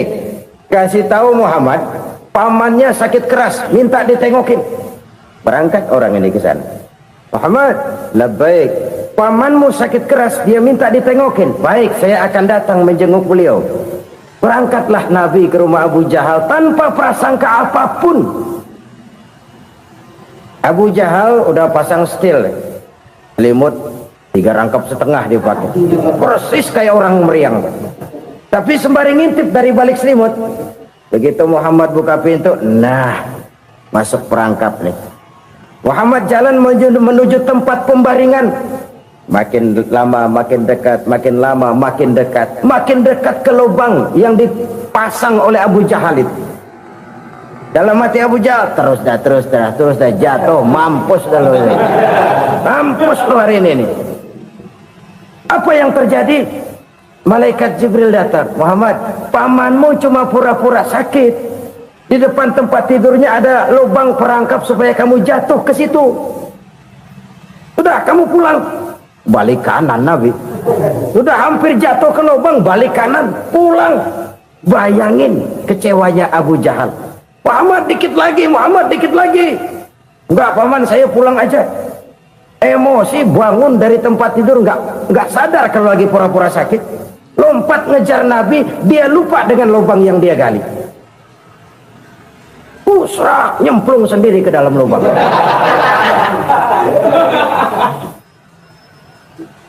Nabi terus berlalu. Ini terjadi keanehan. Jatuh ke lubang yang dia gali itu sebenarnya nggak terlalu dalam ya, antara 3-4 meteran lah. Tolong saya jatuh ke lubang ini. Datanglah pelayan-pelayannya itu. Angkat saya dari sini. Oh, yang ngulurin tambang. Satu gulung, belum juga nyampe itu tambah.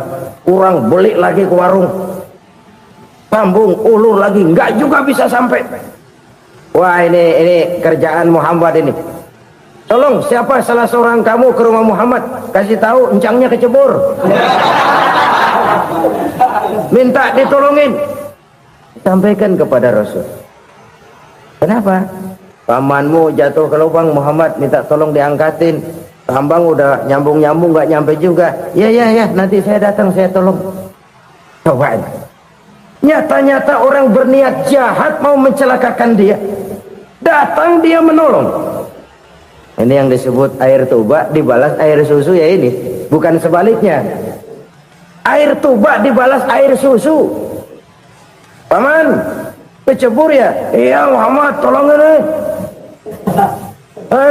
Pegang tangan saya. Nabi ulurkan tangannya. Nyampe. Dipegang oleh Abu Jahal. Diangkat ke atas. Sampai atas. Apa kata Abu Jahal? Sihirmu memang hebat Muhammad. Udah ditolongin dikata sihir. Enak kita kemplang kan itu orang begitu. Urusan apa? Tapi inilah akhlak. Kalau bisa kamu bersilaturahmilah dengan orang yang marah kepadamu sekalipun. Orang marah kita tetap baik. So, kalau kita berbuat baik sama orang yang memang baik, rasanya sih biasa-biasa aja. Orang baik kita baik lagi, ya draw aja, belum ada nilai tambah di situ. Baru ada nilai tambah kalau kita bisa berbuat baik kepada orang yang nyakitin kita. Itu namanya kita setingkat di atas dia. Dia sakitin kita, kita berbuat baik sama dia. Dia pelit sama kita, kita baik sama dia. Dia marahin kita, kita deketin dia. Di situ kita punya nilai tambah. Jadi siapa yang ingin diluaskan rezekinya kata Nabi dan dipanjangkan umurnya, hendaklah ia banyak-banyak bersilaturahmi. Sederhana sebenarnya silaturahmi, tapi silaturahmi membangkitkan semangat kesatuan dan persatuan. Kesatuan dan persatuan melahirkan kekuatan. Dalam matematika 1 ditambah 1 pasti 2. Tapi di tengah masyarakat, 1 orang takut ditambah 1 orang takut, hasilnya jadi 2 orang setengah berani. Kenapa setengah berani? Karena udah berdua. Tadi pan takut sendirian. Kalau dia kumpul turu-turu takutlah jadi berani. Kita yang lemah, kita yang tidak berdaya, kita yang miskin, kalau mau kompak bersatu, apa yang nggak bisa kita kerjain? Apalagi tinggal di kota besar, pilihan cuma 2. Bertahan atau minggir. Bertahan atau minggir. Untuk bisa bertahan harus mampu bersaing. Untuk mampu bersaing harus punya keahlian. Keahlian harus ditunjang dengan pendidikan, ditambah oleh kekompakan sebagai umat. Udah miskin mencar mulu, orang injak kita. Orang nggak pandang urusan apa malu. Oleh karena itu silaturahmi pada hakikatnya merupakan roh dari ukhuwah yang diajarkan oleh agama kita. Bagaimana Islam menyelamatkan masyarakat manusia dari ras diskriminasi, mengikat manusia, dan tidak ada persaudaraan yang lebih indah selain persaudaraan yang diikat dengan nilai-nilai akidah. Sepanjang orang di jalan Allah, itulah saudara kita. Keluar dia dari jalan Allah, selesailah persaudaraan sampai di situ. Karena itu, kalau ingin menyimpan sesuatu di surga, banyaklah bersilaturahmi. Datang ke rumah ini, datang ke rumah itu, dan lain sebagainya. Itu simpanan kita di akhirat nanti. Ini yang ketiga. Saudara-saudara, yang keempat, perbendaharaan surga itu apa? Wa qawlu la hawla wa la quwwata illa billah. Ucapan la hawla wa la quwwata illa billah. Ibadah kan ada yang berat, modalnya besar. Bangun masjid berat, modalnya besar. Bangun rumah sakit berat, modalnya besar. Ada ibadah yang berat tapi modalnya ringan. Misalnya puasa. Puasa itu berat, mengendalikan nafsu. Kalau sekedar nggak makan nggak minum sih enteng, mengendalikan nafsu. Itu jihad terbesar, tapi kan modalnya ringan, cuma niat saja. Ini ibadah berat, modalnya ringan. Ada ibadah yang ringan, modalnya juga enteng. Seperti termasuk ucapan la haula wa la quwwata illa billah. Tanpa sadar, la haula wa la quwwata illa billah. Nyelengin tuh di surga. Nyelengin, kita nggak terasa. Nyelengin simpenan akhirat. La haula wa la quwwata illa billah. Nyimpan lagi. Kaget, la haula wa la quwwata illa billah, nyimpan lagi, banyak simpanan. Walaupun sebenarnya yang dimaksud di sini adalah kesadaran batin bahwa tidak ada daya dan kekuatan kecuali Allah. Itu intinya. Kita memulai pekerjaan disunahkan baca bismillah, kan begitu. Apa itu? Kesadaran moral. bahwa ini saya bisa kerjakan, saya kerjakan ini dengan menyebut nama Allah. Kenapa? Kalau Allah tidak memberikan daya dan kekuatan, mana mampu saya kerjakan ini, maka saya kerjakan ini dengan menyebut nama Allah. Bismillah. Kesadaran moral. Manusia hanya wajib berusaha, tapi nggak pernah wajib berhasil. Banyak hal-hal yang kalau kita renungkan secara rasio nggak mungkin, tapi jadi kenyataan. La haula wala quwata illa billah. Tidak ada daya dan kekuatan kecuali bagi Allah semata-mata. Kesadaran moral akan kelemahan dan keterbatasan makhluk bernama manusia. Kadang kita kagum dengan otak, tapi kita sering lupa sama yang bikin otak. Padahal bagaimanapun hebatnya otak, yang bikin otak pasti lebih hebat dari otak. Nggak percaya, silahkan otak-otakan. Inilah kecenderungan. Kita kagum dengan pesawat-pesawat mutakhir, bukan main, besi gede banget terbang itu. Alangkah hebatnya. Lalu apa yang bikin otak tidak lebih hebat dari itu semua? Kita puji laut, apa yang bikin laut tidak lebih hebat dari laut itu? La haula wala quwata illa billah. Tidak ada daya dan kekuatan kecuali Allah. Apa yang bisa kita lakukan kalau tidak karena daya dan kemampuan yang diberikan oleh Allah kepada kita?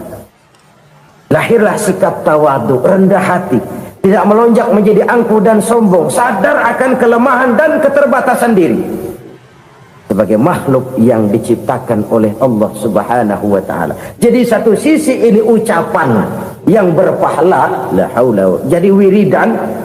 Pada sisi lain ini kesadaran moral, sikap mental, kesadaran batin bahwa yang punya daya dan kekuatan itu cuma Allah. Kita nggak pantas untuk sombong, sebab sombong itu pakaiannya Allah. Kita nggak sedang pakai pakaian Allah, kegedean. Dan makin kita renungi, makin terbentur. Apa sih yang bisa kita sombongin? Kita mau sombong apa? Kaya, pintar, itu kan semua relatif. Di atas langit masih ada langit lagi. Jadi oleh karenanya, marilah kita menyadari, manusia hanya wajib berusaha, tapi tidak pernah wajib berhasil. Yang berusaha saja tidak wajib berhasil, apalagi yang tidak berusaha. Islam bukan agama orang pemalas yang selesai sholat lalu ngelohom, nggelenggem ayem-ayem. Tapi Islam bukan agama orang sombong yang setelah berusaha lalu tidak memerlukan Allah. Kita bisa saja bikin proyeksi, tahun sekian kita bakal panen besar menurut perhitungan otak. Tapi ada kejadian lain. Apa? Tikus ngambek. Habis itu dimakanin tikus, panen gagal. Proyeksi rasional gagal oleh tikus-tikus yang ngambek itu. Bisa saja terjadi. Tahun depan kita panen besar, urung. Kenapa? Musim panas panjang. Dan sekarang ini koran-koran bikin berita musim mengalami penyelewengan. Bukan cuma manusia yang nyeleweng sekarang. Musim pakai nyeleweng. Mestinya kan musim hujan udah selesai, masih hujan-hujan juga. Musim. Nah sekarang kita boleh bikin proyeksi, kita bakal panen besar. Tahu-tahu musim panas panjang, sawah retak, air kering. Cari teknokrat yang paling botak, suruh pendekin tuh musim panas. La haula wala quwata illa billah. Inilah kesadaran moral. Saudara, saya teringat satu saat ada seorang konglomerat. Umurnya ya kira-kira 70-an. Satu saat dia ditanya oleh wartawan, "Pak, umur Bapak berapa sih?" "Ya paling 10 tahun." 10 tahun? 10 tahun? Anak Bapak berapa orang? Satu saja? Satu. Harta Bapak berapa? Ya paling-paling bangsa 7 juta kali. 7 juta? Iya. Pak, kenapa Bapak bohongi saya? Bapak punya buku biografi. Koran-koran, majalah-majalah banyak memuat cerita riwayat hidup Bapak. Saya tahu umur Bapak 70. Kenapa bilang cuma 7 tahun? Saya tahu anak Bapak 8. Kenapa cuma bilang 1? Saya tahu harta bapak miliaran, mungkin triliunan, pabrik di mana-mana, bank di mana-mana. Kenapa bilang uang bapak cuma 7 juta? Nah, kata si konglomerat tadi, kamu benar nak, kamu benar. Umur saya kalau jumlahnya memang 70 nak. Cuman ingat-ingat saya, baru 7 tahun terakhir ini saya sujud.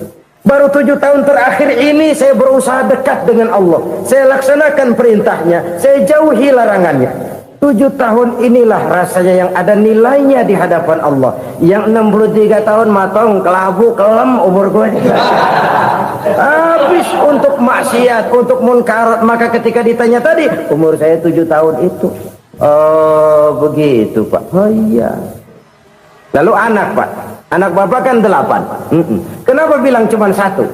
Nah, kalau jumlah hitungannya memang anak saya 8.